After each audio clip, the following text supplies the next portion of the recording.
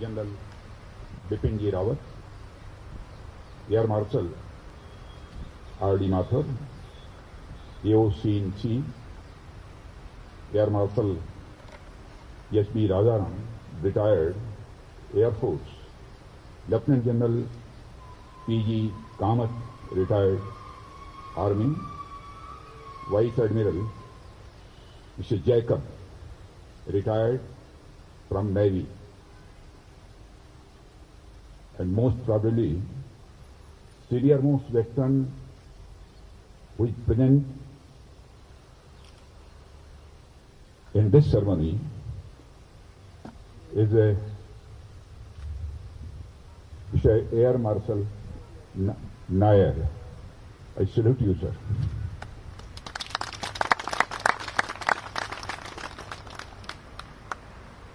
Here I will deliver my speech in Hindi.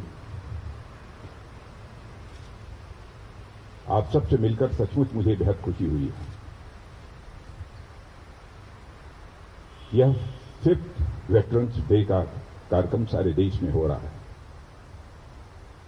Last year chief of defence staff general Bipin ji Rawat के साथ मैं जयपुर में veterans को संबोधित करने के लिए गया हुआ था। डिफेंस मिनिस्टर बनने के बाद मेरे लिए यह दूसरा ऑकेजन है जब आप सबके बीच यहां पर मैं उपस्थित हूं। सबसे पहले अपनी तरफ से आप सबको और इस देश के समस्त जितने भी हमारे वेटरन्स हैं उनको भी, उनके परिवार के सदस्यों को भी नए वर्ष की मैं हार्दिक शुभकामनाएं देता हूं। और साथ ही आप जानते हैं कि 14 जनवरी यह मकर संक्रांति का पर्व है। कहीं पर इसे मकर संक्रांति कहते हैं, कहीं पोंगल कहते हैं, कहीं बिहू कहते हैं, कहीं लोहड़ी कहते हैं। तरह तरह के नामों से यह 14 जनवरी का दिन एक त्योहार के रूप में, एक फेस्टिवल के रूप में सारे देश भर में मनाया जाता है। यह भी सच है कि आप जानते होंगे कि सूर्य मकर से उत्तरायण की ओर चलता है और यह 14 जनवरी का दिन जो है यह परिवर्तन का सूचक है। एक चेंज को यह इंडिकेट करता है।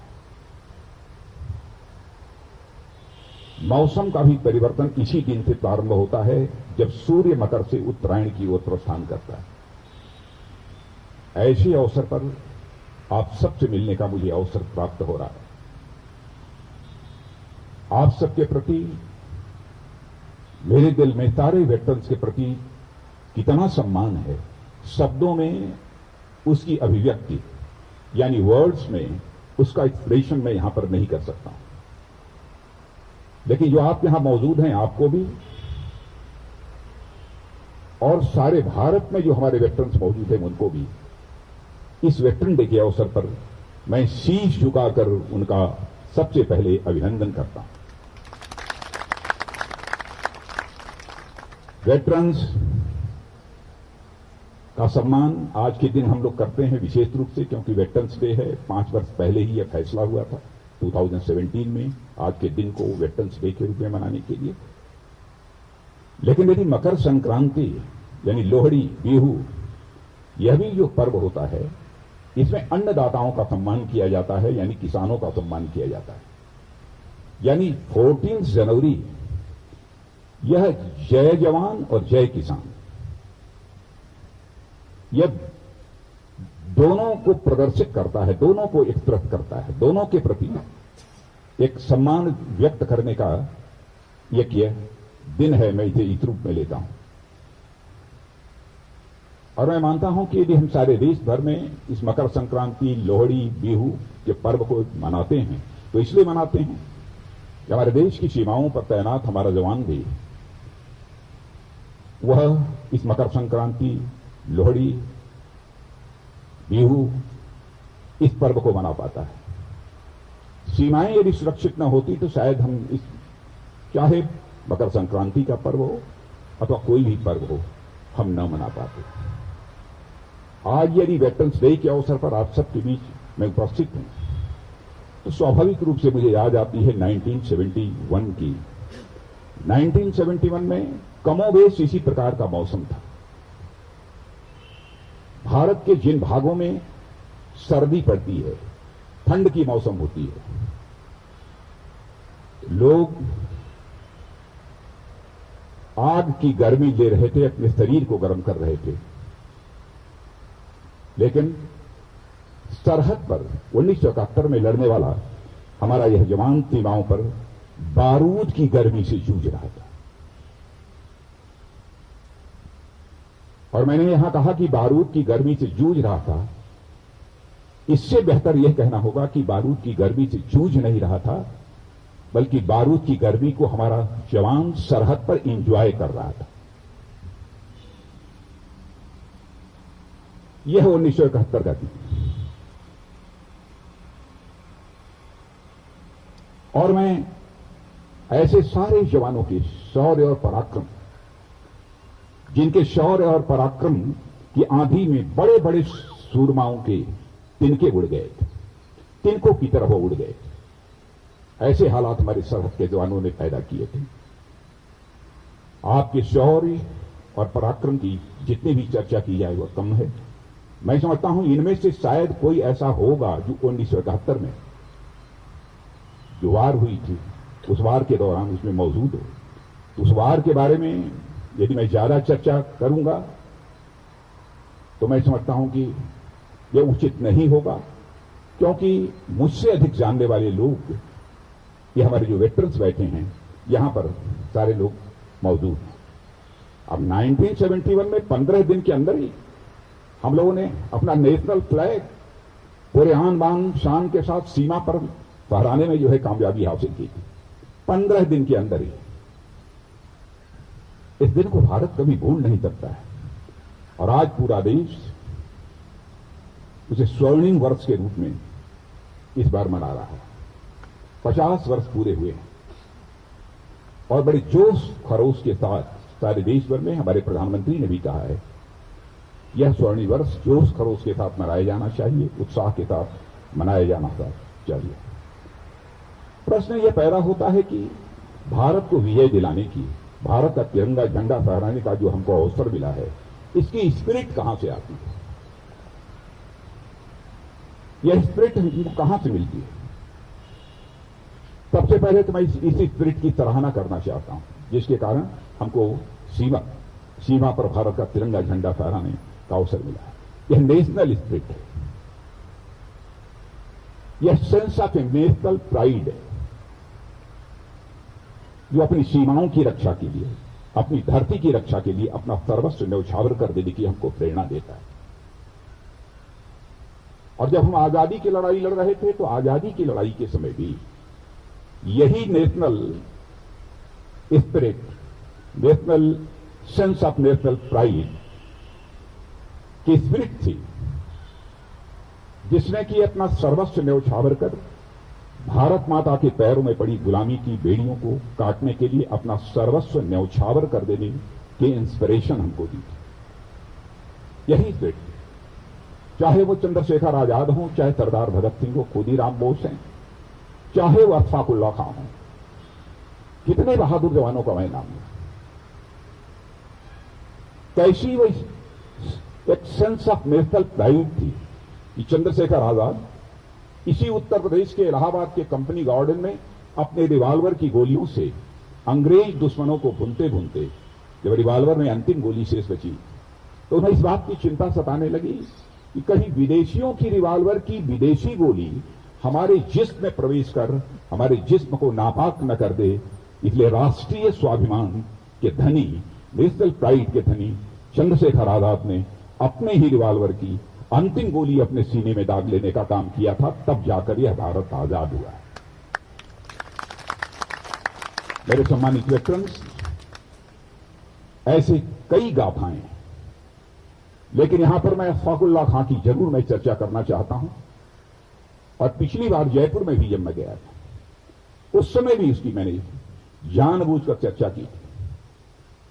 अशफाकुल्लाह खां 21 साल की जवानी थी, 21 ईयर ओल्ड। मां कहती थी बेटा शादी कर लो, बहू ला, मैं बूढ़ी हो गई हूं, मेरी देखभाल करेगी, मेरी परवरिश करेगी।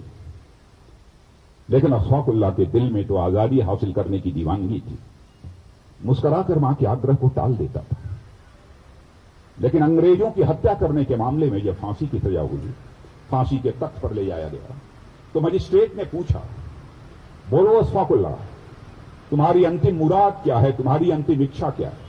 और जो भी तुम्हारी अंतिम इच्छा होगी, यह संदेश तुम्हारी मां तक पहुंचा दिया जाएगा। बहादुर राष्ट्रीय स्वाभिमान के धनी अशफाकुल्लाह खान ने मुस्कुराते हुए उसी फांसी के तख्त से कहा था, ऐ मजिस्ट्रेट, जाकर मेरी मां तक यह संदेश पहुंचा दे कि तुम्हारा बेटा अशफाकुल्लाह आज फांसी के तख्त पर खड़े होकर अपनी शादी रचाने जा रहा है, तुम्हारी मुराद पूरी करने जा रहा है। मजिस्ट्रेट ने पूछा, क्या अशफाकुल्लाह, फांसी के तख्त पर खड़े होते ही तुम पागल हो गए? अपना मेंटल बैलेंस तुमने लूज कर दिया? कहां है वह लड़की जिस लड़की के साथ फांसी के तख्त पर खड़े होकर तुम अपनी शादी रचाने जा रहे हो? बहादुर राष्ट्रीय स्वाभिमान के धनी अशफाकुल्लाह खान ने मुस्कुराते हुए कहा, क्या है मजिस्ट्रेट, क्या तुझको दिखाई नहीं देता है? मेरी आंखों के सामने जो यह फांसी का फंदा है, यही वह हमारी महबूबा है जिसे आज मैं गले से लगाने जा रहा हूं, जिसके साथ मैं शादी रचाने जा रहा हूं। यह होती है national pride, sense of national pride. और मैं यह मानता हूं कि आजादी के समय जो यह सेंस ऑफ नेशनल प्राइड थी, मेरे सम्मानित वेटरन्स, आप सबके अंदर भी वही सेंस ऑफ नेशनल प्राइड, भले ही आज आप सीमा पर न हो, भले ही आज आप समाज के बीच यहां पर हैं, वही सेंस ऑफ नेशनल प्राइड आज भी आपके अंदर है। और जो सीमा पर तैनात हैं, उनके अंदर भी वही सेंस ऑफ नेशनल प्राइड मौजूद है, जो भारत की सीमाओं की रक्षा करने की इंस्पिरेशन, सीमाओं की रक्षा करने की उन्हें प्रेरणा देती। जो कुछ भी हुआ है हाल फिलहाल, आपको जानकारी है, बहुत डिटेल में नहीं जाना चाहूंगा। चाहे ईस्टर्न फ्रंट हो, चाहे वेस्टर्न फ्रंट हो, दोनों के हालात से आप हमसे ज्यादा अच्छी तरह वाकिफ हैं। ईस्टर्न फ्रंट पर भी, वेस्टर्न फ्रंट पर भी किस बहादुरी और किस जज्बे के साथ हमारे जवान अपने दुश्मनों का मुकाबला कर रहे हैं। और इसके पहले भी जिस तरीके से करके दिखाया है आतंकवादी ठिकानों पर, भारत की धरती से नहीं बल्कि पाकिस्तान की धरती पर जाकर आतंकवादी ठिकानों को समाप्त करने में जो कामयाबी हासिल की है, भारत के इतिहास में बेमिसाल। वही है सेंस ऑफ नेशनलिज्म जो यह सब कराती है। भारत का जहां तक प्रश्न है, भारत किसी के साथ संघर्ष नहीं चाहता है, किसी के साथ भारत युद्ध नहीं चाहता। हम तो चाहते हैं सभी के शांति, पड़ोसी के साथ भी शांति चाहते हैं, और विश्व की जितने भी कंट्रीज हैं सबके साथ हम शांति चाहते हैं, हम मैत्री चाहते हैं, दोस्ती चाहते हैं सबके साथ। और इसलिए चाहते हैं कि हमारे ब्लड में है, हमारे कल्चर में है। दुनिया का अकेला देश यह भारत है जिस भारत के रहने वाले ऋषियों और मनीषियों ने केवल भारत की सीमा में रहने वाले लोगों को ही अपने परिवार का सदस्य नहीं माना है, बल्कि पूरे विश्व की धरा पर रहने वाले लोगों को अपने परिवार का सदस्य मानते हुए वसुधैव कुटुंबकम, यानी the whole world is your family, यह मैसेज दुनिया को यदि किसी देश की धरती से गया है तो भारत देश की धरती से गया है, और दुनिया के किसी दूसरे देश की धरती से नहीं गया।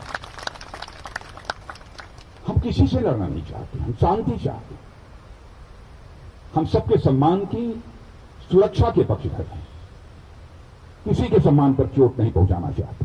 लेकिन यह बात भी दो टूक शब्दों में बताना चाहते हैं कि यदि हमारे भारत के स्वाभिमान पर दुनिया की बड़ी से बड़ी ताकत यदि चोट पहुंचाने की कोशिश करेगी, तो भारत के जवानों के अंदर वह कुव्वत है कि उसका वह मुंहतोड़ जवाब दे सकते हैं। इंडो पाक यानी एलओसी बॉर्डर पर जो कुछ भी हो रहा है उसकी जानकारी आपको है, मैं डिटेल में नहीं आना चाहता हूं। किस प्रकार पाकिस्तान के द्वारा सीज फायर वायलेशन हो रहा है और उसका मुंहतोड़ जवाब किस तरीके से हमारे सेना के जवान दे रहे हैं।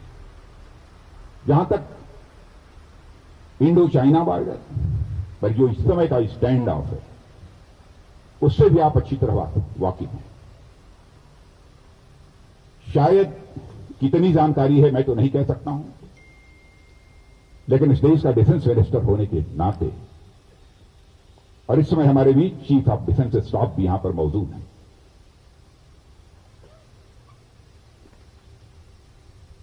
मैं पूरे कॉन्फिडेंस के साथ यह कहना चाहता हूं,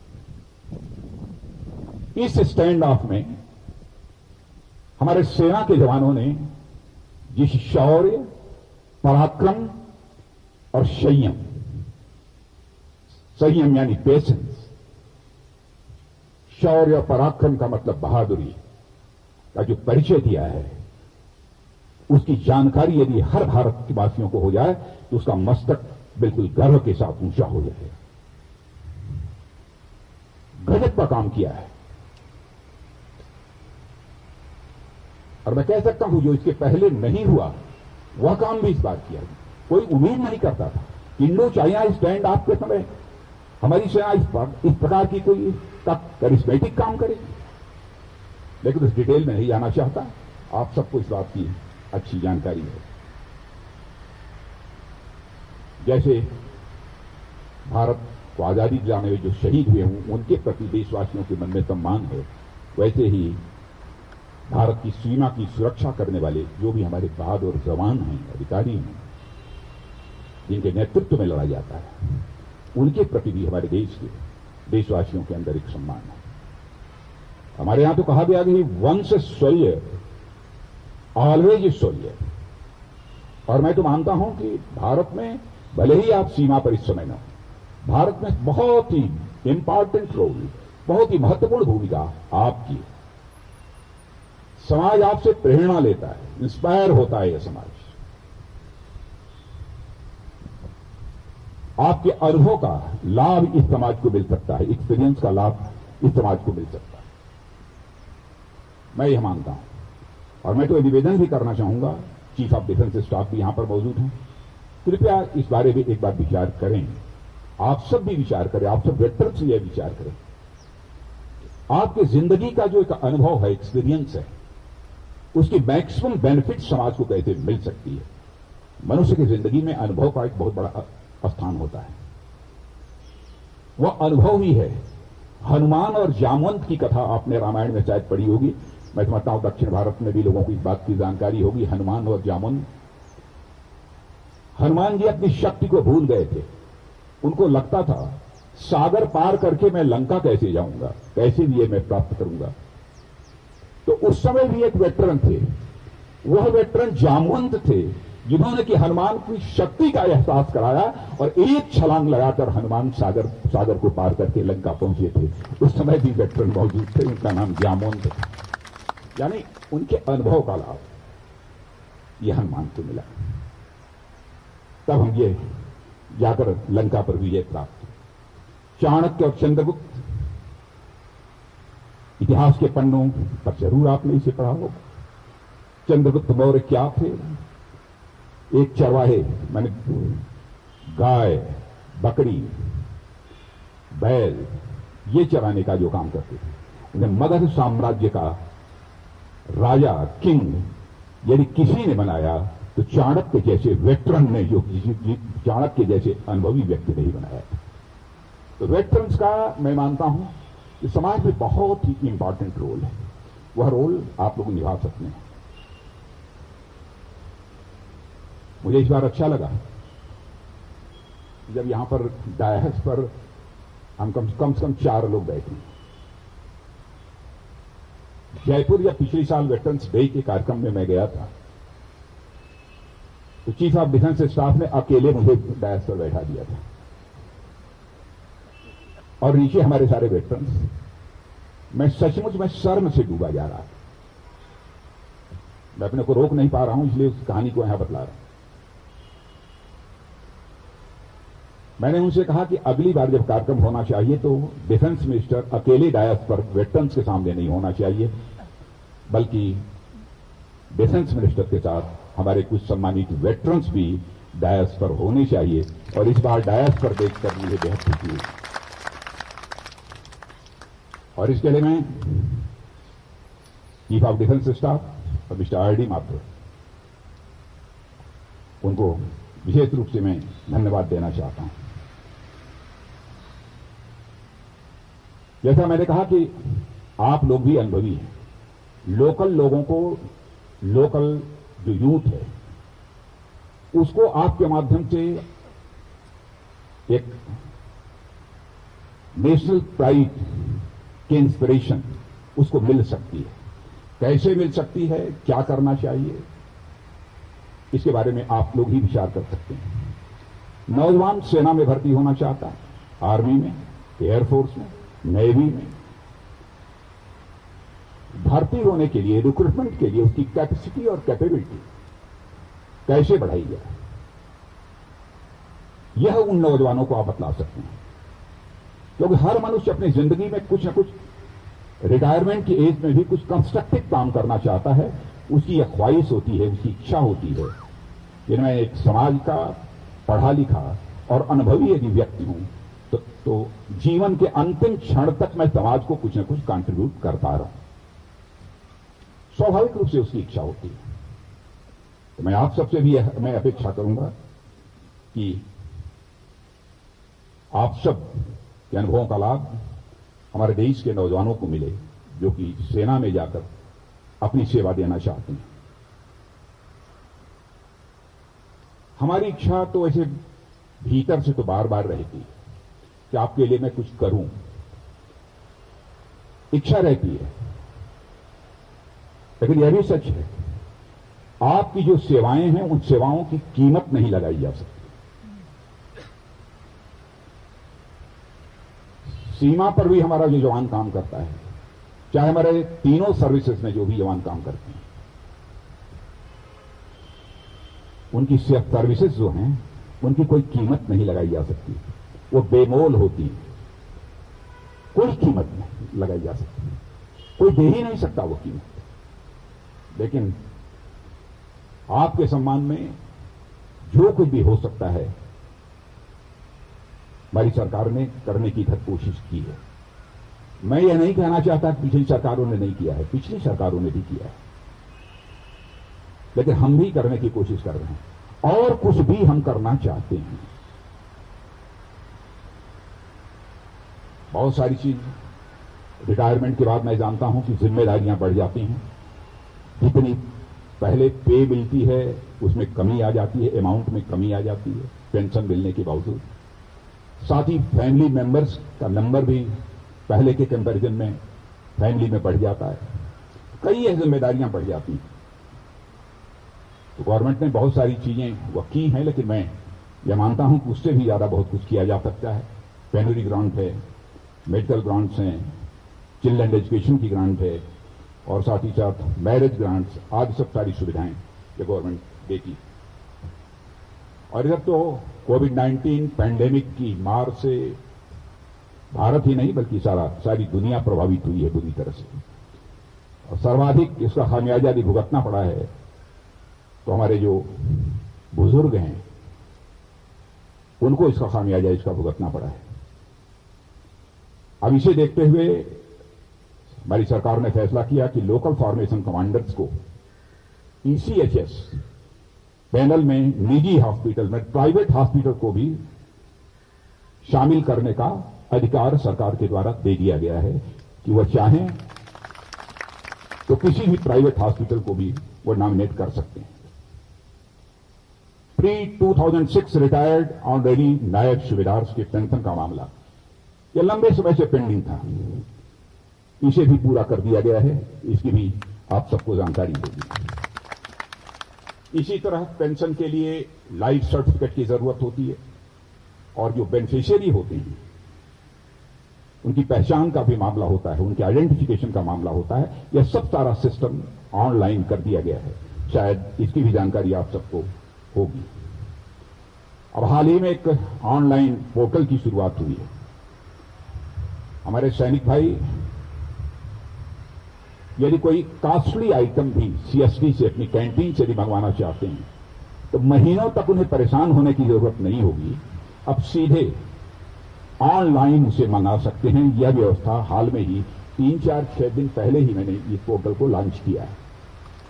अब ऑनलाइन आप उसे मंगा सकते हैं, आपको परेशान होने की अब जरूरत नहीं पड़ेगी। लगातार अपने रेस्पेक्टेड वेटरन्स के लिए क्या किया जा सकता है उसके बारे में हमारे प्रधानमंत्री भी सोचते हैं, हम लोग भी सोचते हैं उनके साथ बैठकर। और आपने देखा कि 2014 में प्राइम मिनिस्टर बनते ही 40 ईयर्स से जो पेंडिंग डिमांड थी 1 रैंक 1 पेंशन की, उसको आते ही कलम की नोक और स्याही से हमारे प्रधानमंत्री ने इसे पूरा कर दिया। OROP की 1 रैंक 1 पेंशन की इस मांग को। कुछ और चीजें हैं जिनके बारे में कि इस समय बातचीत चल रही है। नेशनल वार मेमोरियल, यह भी हमारी गवर्नमेंट आने के बाद नेशनल वार मेमोरियल, एक शानदार नेशनल वार मेमोरियल ये बना है। इस वार मेमोरियल को और कैसे ग्रैंड बनाया जा सकता है, इसमें और क्या क्या चीजें की जा सकती हैं, इसके बारे में भी हमारे यहां विचार चल रहा है। और मैं तो यह मानकर चलता हूं कि आप जैसे जिन लोगों ने हमारे देश की रखवाली की है, हमारे देश की चिंता की है, ऐसे लोगों की सेवा करने से ज्यादा और कोई दूसरा पुण्य का काम नहीं हो सकता। दूसरा पुण्य का काम कोई नहीं हो सकता। यह हमारी निश्चित धारणा है। कई रिफॉर्म्स भी डिफेंस में हमारी गवर्नमेंट ने लाए हैं। हमारे प्राइम मिनिस्टर मोदी जी ने घोषणा की थी 15 अगस्त को, इंडिपेंडेंस डे को, चीफ ऑफ डिफेंस स्टाफ होना चाहिए। तीनों सर्विसेज के बीच ज्वाइंटमैनशिप लाने की जरूरत लंबे समय से महसूस की जा रही थी।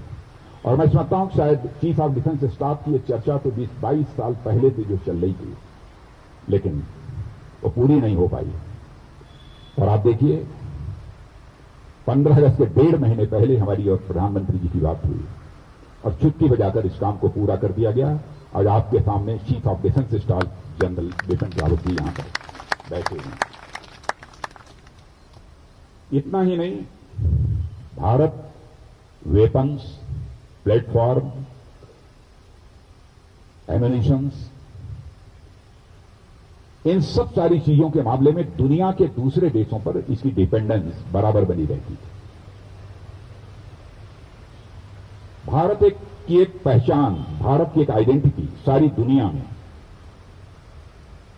एक इंपोर्टिंग कंट्री की थी, यानी दूसरे देशों से हर चीज खरीदिए, दूसरे देशों से खरीदिए, लाइए। गवर्नमेंट बनने के साथ ही हमारे प्राइम मिनिस्टर ने यह फैसला किया है, भारत की इमेज दुनिया में एक इंपोर्टिंग कंट्री के रूप में नहीं होनी चाहिए, बल्कि एक एक्सपोर्टिंग कंट्री के रूप में होनी चाहिए। और कई स्टेप्स हम लोगों ने उठाए अपने वेपन्स, प्लेटफॉर्म्स, एम्यूनिशंस का इंडियनाइजेशन कैसे हो सकता है, यह सिलसिला प्रारंभ किया। आज के कुछ ही 4-5 दिन पहले ही एक 83 तेजस एयरक्राफ्ट के बारे में हम लोगों ने अभी ऑर्डर दिया है एचएएल को, जिसमें कि 73 ये फाइटर एयरक्राफ्ट होंगे और 10 ये ट्रेनिंग एयरक्राफ्ट होंगे। आपको जानकर खुशी होगी कि भारत में बनेगा। इसमें बड़ी बड़ी कंपनियां भी हैं, इसमें टाटा भी है, एल&टी भी है, वेमटेक भी है, अन्य भी बहुत सारी कंपनियां। लेकिन 83 जो हमारे तेजस ये एयरक्राफ्ट जो बनेंगे, इन बड़ी बड़ी कंपनियों के अतिरिक्त एमएसएमईज और छोटी लगभग 500 कंपनीज उसमें इन्वॉल्व होंगी, 500 कंपनीज, और 50,000 मोर देन 50,000 जॉब अपॉर्चुनिटीज भी क्रिएट होने वाली है। ऐसे कुछ रिफॉर्म्स के भी स्टेप हम लोगों ने दिए। आज के अवसर पर मैं समझता हूं कि इससे ज्यादा मुझे कहने की कोई जरूरत नहीं है। आप सब समाज के बहुत ही जागरूक, जिम्मेदार एक ऐसे नागरिक हैं, मुझसे ज्यादा जानते हैं। इसलिए आज के अवसर पर ज्यादा कुछ न कहते हुए मैं पुनः यहां पर 9 वर्ष की आपको, सारे देश के वेटरन्स और उनके परिवार के सदस्यों को हार्दिक बधाई देता हूं। वहीं पर मैं मकर संक्रांति, 14 जनवरी, बिहू, लोहड़ी, इसकी भी हार्दिक बधाई देते हुए और पुनः एक बार शीश झुकाकर देश के समस्त वेटरन्स का हृदय की गहराइयों से सम्मान करते हुए